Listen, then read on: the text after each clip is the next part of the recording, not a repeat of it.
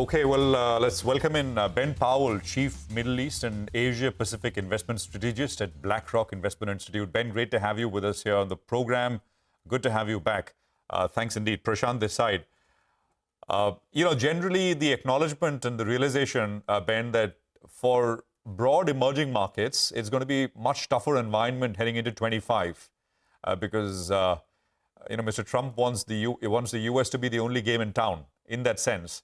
But also at the margin that maybe India is lesser impacted because, trade, etc., we're not that dependent directly on the US. Just your thoughts, Ben, since we're speaking, I think, the first time post-elections. How is the market environment now for EMs in India? Yeah, hi, Prashant. Great to be with you. That's exactly right. I think there are clear headwinds for the emerging market complex writ large. Most obviously, perhaps a stronger dollar. Now, with that being said, I do think it's very important to observe, maybe it's obvious, but it's true and important, not all emerging markets are the same. And in an increasingly fragmented, kind of uncorrelated world, that point, which perhaps has always been true, is even more true. And I think as we move into an era of US exceptionalism to the power of Trump, that's going to continue to be true. So I don't think we can just think about emerging markets as a single block. We need to be more careful and more precise. And within that context, India, of course, has got a lot going for it around longer-term dynamics of demographics, productivity growth, and so forth. But more to your question, I think, Prashant, India finds itself in a fascinating position where they can potentially, and obviously this is to a degree risky and needs to be played carefully, but to an extent, India is in a position where they can prioritize, India can prioritize its own interests and potentially look to do deals and align with kind of both sides of the trade war. So, it's a more complicated world. We're all going to have to navigate it. But actually, as a nation, India finds itself in a pretty strong position to try and actually take advantage of some of this complexity. Ben, hi, good morning. Great to have you on. Yeah, we here in India would really hope that in an increasingly complex and volatile world with too many moving parts, investors will see the solid story that India still perhaps remains.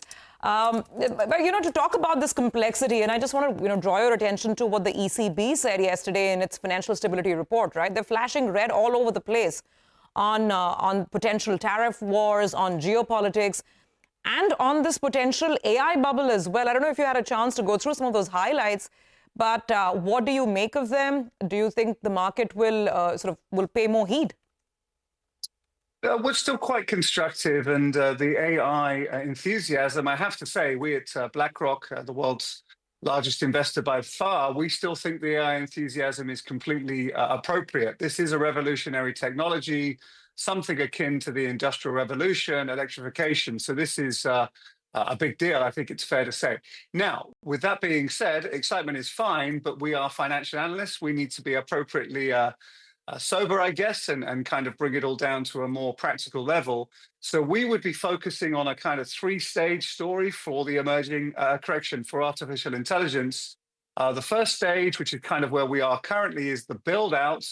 Stage 2 will be adoption by different sectors and companies.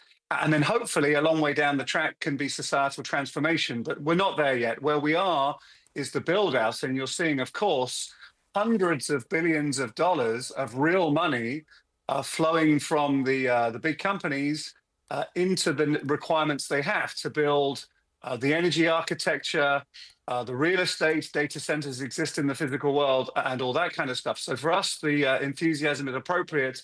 But of course, we would be a little bit nuanced on kind of directing our investment enthusiasm, and specifically where we would be at the moment is in the build out and kind of the capex recipients, because the numbers are very huge and continue to grow very significantly. So is it a bubble or not?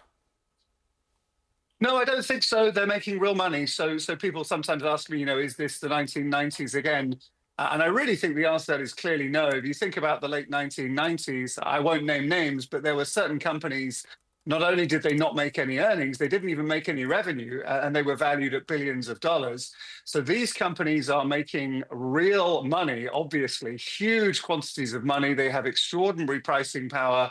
I guess I should just speak for myself. I am a little bit addicted to all of my technology.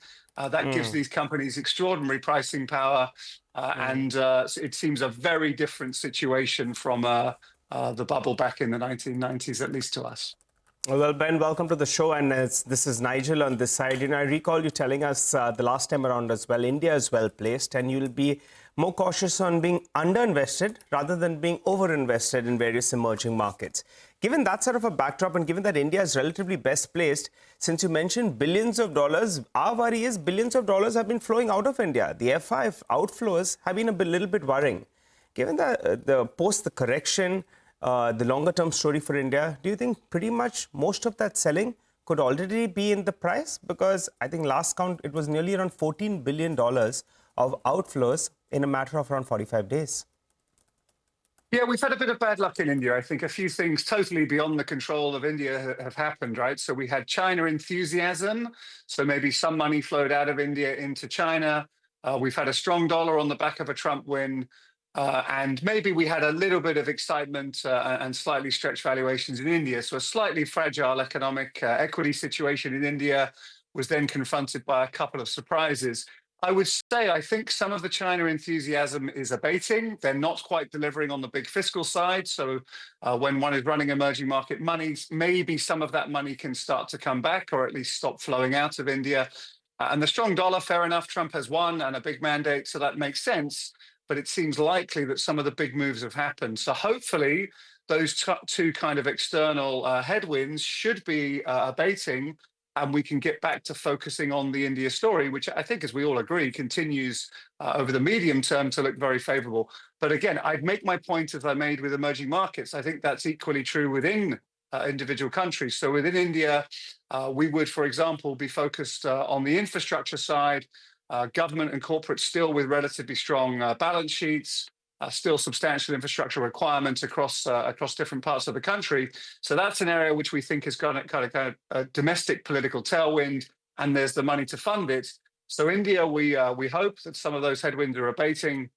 Valuations, of course, have come down, so a bit more reasonable. But even so, we'd be kind of picking our spots, and infrastructure, as an example, is an area we are more enthusiastic about. Okay, all right. Got that, Ben. Thank you very much. Great to get that perspective in this morning. Appreciate you being with us on the show today. Well, thank you. That is the view from BlackRock. Let's quickly move on and tell you what more you can get on the show today. Lots of corporate interactions also lined up. Coming